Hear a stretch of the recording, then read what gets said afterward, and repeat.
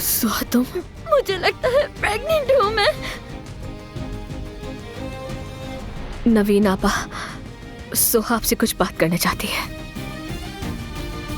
अम्मी, प्रेग्नेंट हूँ मैं। नवीन आपा, सुहा को हमारी बहुत जरूरत है। मेरा सब कुछ। तुम्हारी बेटी प्रेग्नेंट है और तुम्हारे घर वाले तुमसे ये बात छुपा रहे हैं। चलो बता भी तो, क्या बात है? सुहा प्रेग्नेंट है। मजबूती से पकड़ो।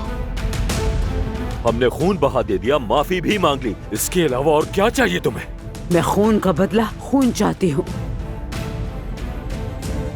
खाली करवाओ ये जगह। अब देखो आगे क्या होता है। पहले मेरे 20 आदमी तुम्हारे घर में दाखिल होंगे। तुम्हें हमसे क्या चाहिए? जो चाहिए सब कुछ दूंगा, लेकिन ये मत करो। पहले हम तुम्हारी बेटी को उसके कमरे से निकालेंगे। क्या तुम मेरे बेटे की जान की कीमत अदा कर सकते हो अब्बास? तुम्हें अल्लाह का वास्ता है, छोड़ दो मुझे। मैं तुमसे भीख मांगती हूँ, छोड़ दो मुझे।